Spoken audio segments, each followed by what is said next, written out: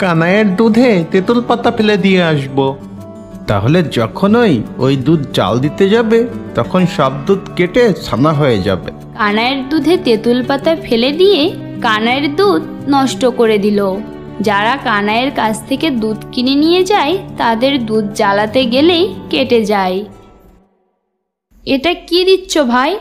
তোমার দুধ যখনই জাল দিতে যায় তখনই কেটে ছানা হয়ে যাচ্ছে। বাসি দুধ দিচ্ছ নাকি? কি হলো গো, আজকে দুধ বিক্রি হলো না? না গো, সবাই বলছে আমি নাকি বাসি দুধ বিক্রি করি। আমাদের দুধ জাল দিতে গেলেই নাকি দুধ কেটে ছানা হয়ে যাচ্ছে।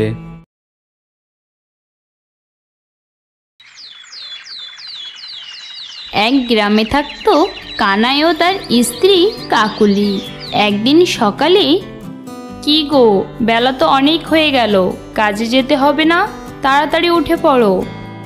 না গো গিন্নি, কাজে যেতে আর ভালো লাগছে না। জমিদার মশাইয়ের ওখানে যা খাটুনি আর উনি যা মাইনে দেন তাতে আমাদের তো কিছুই হচ্ছে না। তাই ভাবছি জমিদার মশাইয়ের কাজে আর যাব না, অন্য কিছু করব। সেটা তো ভালো গো, কিন্তু কি করবে, কিছু কি ভাবলে? না গিন্নি, তেমন কিছু ভেবে পাচ্ছি না। আমি বলি কি, ওই যে রবিন আছে না, ও তো দুধে জল মিশিয়ে বিক্রি করে, তবুও তো ওর দিন খুবই আরামেই কেটে যায়। আমাদের তো 2টা গাভী আছে, তুমি না হয় আমাদের জমানো টাকা দিয়ে আরেকটা গাভী কেনো, আর সেই দুধে কোনো ভেজাল না দিয়ে সেই দুধ তুমি বিক্রি করো। দেখো আমাদের দিন খুব ভালোভাবে কেটে যাবে। এটা তো তুমি খুব ভালো কথা বলেছ। ঠিক আছে গিন্নি, তুমি আমাকে খেতে দাও, আমি খেয়ে সকাল সকাল হাটে গিয়ে দেখি একটা গরু কিনতে পারি কিনা। এরপর কানাই খেয়ে দিয়ে বেরিয়ে পড়ল হাটে গরু কেনার উদ্দেশ্যে। এরপর সে বাজার থেকে খুব সুন্দর একটি গরু কিনল। ভগবান করলে এই 3টা গরু যা দুধ হবে তা বিক্রি করলেই আমাদের সংসার খুব ভালোভাবেই চলে যাবে। এরপর কানাই গরুটি নিয়ে বাড়িতে গেল। এদিকে রবিন প্রত্যেকদিন তার গাভীর দুধ বের করে তাতে অনেক জল মেশাতো, তারপর সেগুলো নিয়ে সে গ্রামে বিক্রি করত। দাদা, আপনার দুধ তো যত দিন যাচ্ছে ততই পাতলা হয়ে যাচ্ছে, এতই পাতলা যে মনে হচ্ছে জলে একটু দুধ মেশানো। আরে না না, তা হবে কেন? দুধ তো ঠিকই আছে। আসলে কি হয়েছে, বাছুরগুলো একটু বড় হয়ে যাচ্ছে তো, তার জন্য গরু একটু পাতলা দুধ দিচ্ছে।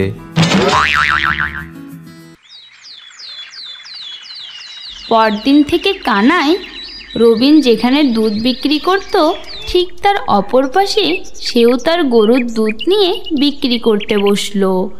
প্রথম প্রথম তো কানাইয়ের কাছ থেকে খুব কম লোকই দুধ কিনত। কানাই সকাল সকাল তার গাভীগুলো থেকে দুধ দুত, তারপরে সে দুধ নিয়ে বিক্রি করতে যেত। তারপরে আস্তে আস্তে যারা রবিনের কাছ থেকে দুধ নিত তারা সবাই এখন কানাইয়ের কাছ থেকে দুধ নেওয়া শুরু করলো। সে যে দুধ বিক্রি করত সে দুধে কোনো ভেজাল ছিল না, তাই গ্রামের লোক সবাই তার কাছ থেকে দুধ নিত। এটা দেখে রবিনের খুব হিংসা হয়।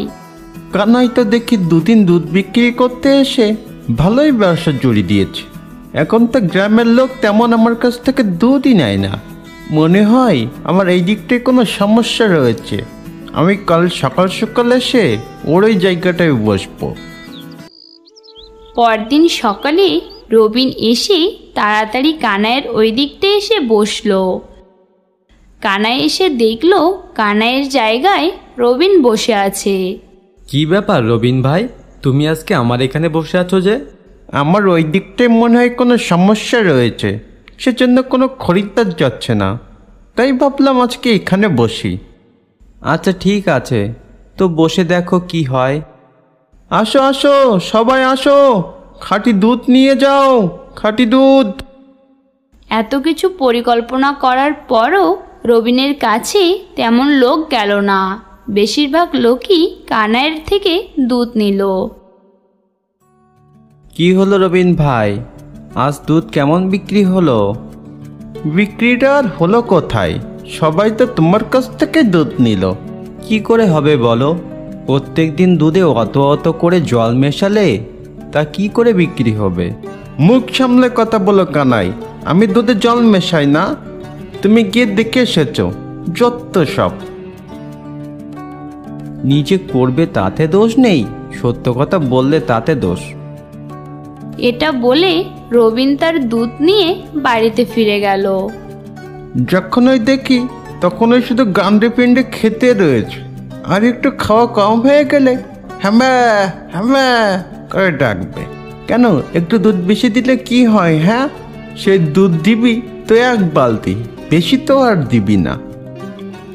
বাড়িতে ফিরে রবিন চিন্তা করতে লাগলো যে কি করে কানাইয়ের থেকে সব খরিদ্দার তার নিজের দিকে আনা যায়। আমি আজকে ওষুধের দোকানে গিয়ে শুনবো যে দুধ বাড়ানোর জন্য কোনো ওষুধ কিংবা ইঞ্জেকশন আছে কিনা। আর আমি প্রত্যেক দিন গিয়ে কানাইয়ের দুধে তেঁতুল পাতা ফেলে দিয়ে আসবো। তাহলে যখনই ওই দুধ জাল দিতে যাবে তখন সব দুধ কেটে ছানা হয়ে যাবে। তাহলে আর কেউই কানাইয়ের কাছ থেকে দুধ নেবে না। রবিন তার চিন্তা মতো ওষুধের দোকানে গেল ওষুধ কিনতে।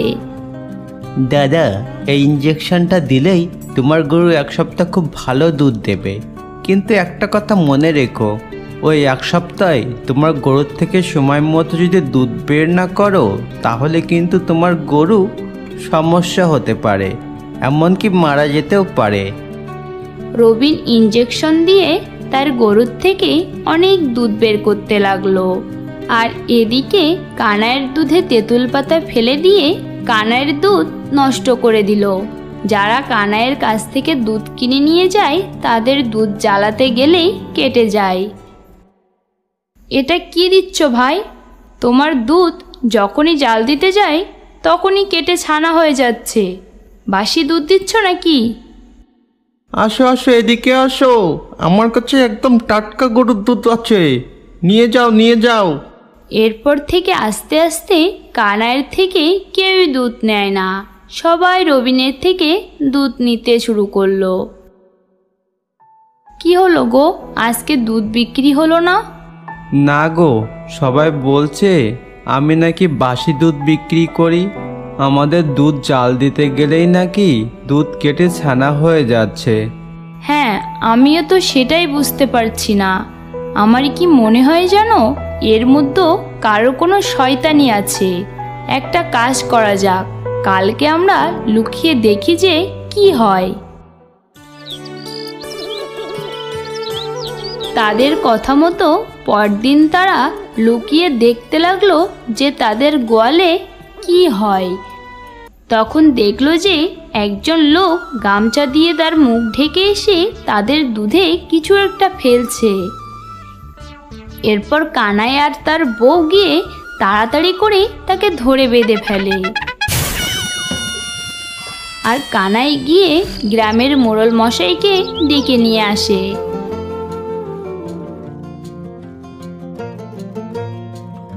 আচ্ছা, এবার ওর মুখ থেকে গামছাটা খুলে দাও তো। আর যখনই তার মুখ থেকে গামছা খুলে দিল তখন দেখলো যে সে রবিন। কি ব্যাপার রবিন, তুমি কানাইয়ের দুধে কি মিশাচ্ছিলে?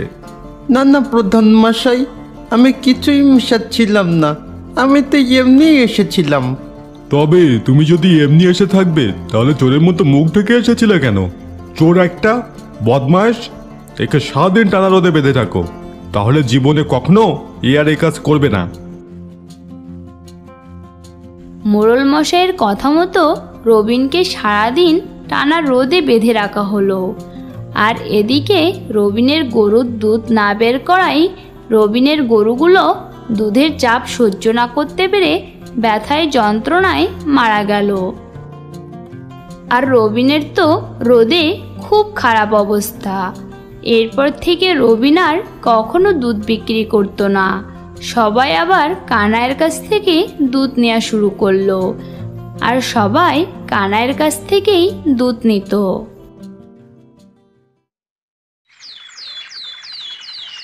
এক গ্রামে থাকতো কানাই ও তার স্ত্রী কাকুলি। একদিন সকালে, কি গো, বেলা তো অনেক হয়ে গেল, কাজে যেতে হবে না? তাড়াতাড়ি উঠে পড়ো। না গো গিন্নি, কাজে যেতে আর ভালো লাগছে না। জমিদার মশাইয়ের ওখানে যা খাটুনি আর উনি যা মাইনে দেন তাতে আমাদের তো কিছুই হচ্ছে না। তাই ভাবছি জমিদার মশাইয়ের কাজে আর যাব না, অন্য কিছু করব। সেটা তো ভালো গো, কিন্তু কি করবে, কিছু কি ভাবলে? না গিন্নি, তেমন কিছু ভেবে পাচ্ছি না। আমি বলি কি, ওই যে রবিন আছে না, ও তো দুধে জল মিশিয়ে বিক্রি করে, তবুও তো ওর দিন খুবই আরামেই কেটে যায়। আমাদের তো 2টা গাভী আছে, তুমি না হয় আমাদের জমানো টাকা দিয়ে আরেকটা গাভী কেনো, আর সেই দুধে কোনো ভেজাল না দিয়ে সেই দুধ তুমি বিক্রি করো। দেখো, আমাদের দিন খুব ভালোভাবে কেটে যাবে। এটা তো তুমি খুব ভালো কথা বলেছ। ঠিক আছে গিন্নি, তুমি আমাকে খেতে দাও, আমি খেয়ে সকাল সকাল হাটে গিয়ে দেখি একটা গরু কিনতে পারি কিনা। এরপর কানাই খেয়ে দিয়ে বেরিয়ে পড়ল হাটে গরু কেনার উদ্দেশ্যে। এরপর সে বাজার থেকে খুব সুন্দর একটি গরু কিনল। ভগবান করলে এই 3টা গরুর যা দুধ হবে তা বিক্রি করলেই আমাদের সংসার খুব ভালোভাবেই চলে যাবে। এরপর কানাই গরুটি নিয়ে বাড়িতে গেল। এদিকে রবিন প্রত্যেকদিন তার গাভীর দুধ বের করে তাতে অনেক জল মেশাতো, তারপর সেগুলো নিয়ে সে গ্রামে বিক্রি করত। দাদা, আপনার দুধ তো যত দিন যাচ্ছে ততই পাতলা হয়ে যাচ্ছে, এতই পাতলা যে মনে হচ্ছে জলে একটু দুধ মেশানো। আরে না না, তা হবে কেন? দুধ তো ঠিকই আছে। আসলে কি হয়েছে, বাছুরগুলো একটু বড় হয়ে যাচ্ছে তো, তার জন্য গরু একটু পাতলা দুধ দিচ্ছে।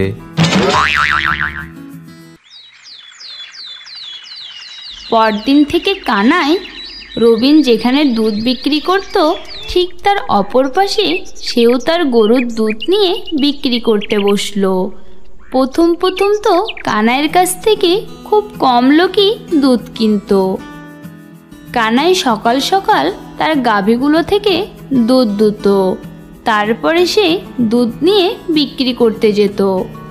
তারপরে আস্তে আস্তে যারা রবিনের কাছ থেকে দুধ নিত তারা সবাই এখন কানাইয়ের কাছ থেকে দুধ নেওয়া শুরু করলো।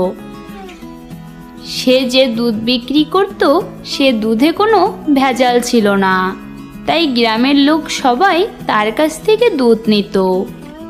এটা দেখে রবিনের খুব হিংসা হয়। কানাই তো দেখি দুদিন দুধ বিক্রি করতে এসে ভালোই ব্যবসা জড়িয়ে দিয়েছে। এখন তো গ্রামের লোক তেমন আমার কাছ থেকে দুধই নেয় না।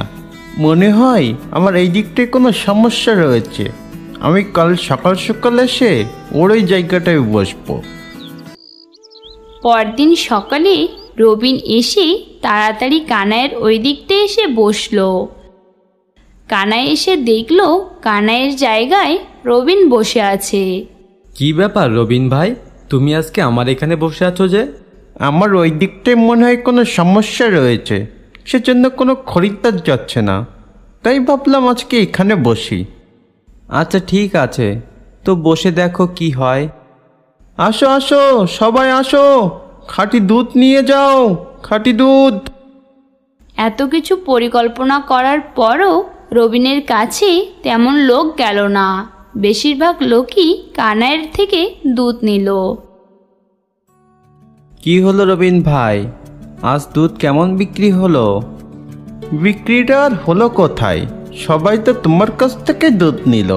কি করে হবে বলো, প্রত্যেক দিন দুধে অত অত করে জল মেশালে তা কি করে বিক্রি হবে? মুখ সামলে কথা বলো কানাই, আমি দুধে জল মেশাই না। তুমি গিয়ে দেখে এসেছো, যত সব। নিজে করবে তাতে দোষ নেই, সত্য কথা বললে তাতে দোষ। এটা বলে রবিন তার দুধ নিয়ে বাড়িতে ফিরে গেল। যখনই দেখি তখনই শুধু গান্ডে পিণ্ডে খেতে রয়েছে, আর একটু খাওয়া কম হয়ে গেলে হ্যাঁ হ্যাঁ করে ডাকবে। কেন, একটু দুধ বেশি দিলে কি হয়? হ্যাঁ, সেই দুধ দিবি তো 1 বালতি, বেশি তো আর দিবি না। বাড়িতে ফিরে রবিন চিন্তা করতে লাগলো যে কি করে কানাইয়ের থেকে সব খরিদ্দার তার নিজের দিকে আনা যায়। আমি আজকে ওষুধের দোকানে গিয়ে শুনবো যে দুধ বাড়ানোর জন্য কোনো ওষুধ কিংবা ইঞ্জেকশন আছে কিনা। আর আমি প্রত্যেক দিন গিয়ে কানাইয়ের দুধে তেঁতুল পাতা ফেলে দিয়ে আসবো। তাহলে যখনই ওই দুধ জাল দিতে যাবে তখন সব দুধ কেটে ছানা হয়ে যাবে। তাহলে আর কেউই কানাইয়ের কাছ থেকে দুধ নেবে না। রবিন তার চিন্তা মতো ওষুধের দোকানে গেল ওষুধ কিনতে। দাদা, এই ইঞ্জেকশনটা দিলেই তোমার গরু 1 সপ্তাহ খুব ভালো দুধ দেবে। কিন্তু একটা কথা মনে রেখো, ওই 1 সপ্তাহে তোমার গরুর থেকে সময় মতো যদি দুধ বের না করো তাহলে কিন্তু তোমার গরু সমস্যা হতে পারে, এমনকি মারা যেতেও পারে। রবিন ইঞ্জেকশন দিয়ে তার গরুর থেকে অনেক দুধ বের করতে লাগলো।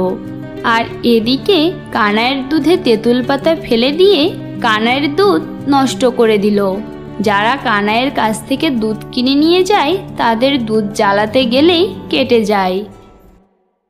এটা কি দিচ্ছ ভাই? তোমার দুধ যখনই জাল দিতে যায় তখনই কেটে ছানা হয়ে যাচ্ছে।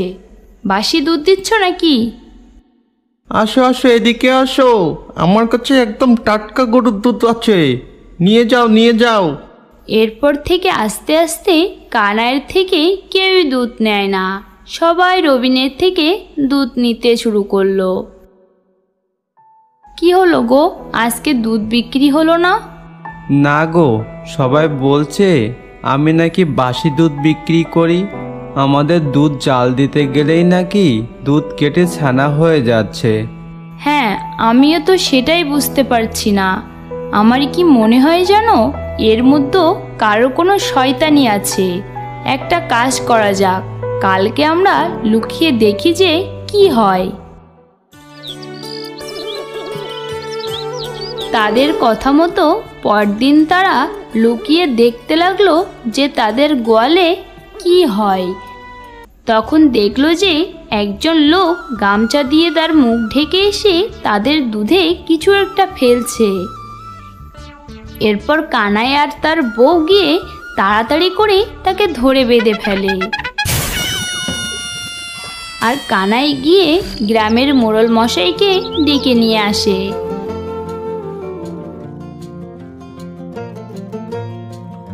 আচ্ছা, এবার ওর মুখ থেকে গামছাটা খুলে দাও তো। আর যখনই তার মুখ থেকে গামছা খুলে দিল তখন দেখলো যে সে রবিন। কি ব্যাপার রবিন, তুমি কানাইয়ের দুধে কি মিশাচ্ছিলে? না না প্রধান মশাই, আমি কিছুই মিশাচ্ছিলাম না, আমি তো এমনি এসেছিলাম। তবে তুমি যদি এমনি এসে থাকবে তাহলে চোরের মতো মুখ ঢেকে এসেছিলে কেন? চোর একটা, বদমাইশ, একে 7 দিন টানা রোদে বেঁধে থাকো, তাহলে জীবনে কখনো আর এই কাজ করবে না। মোড়ল মশাইয়ের কথা মতো রবিনকে সারাদিন টানা রোদে বেঁধে রাখা হলো।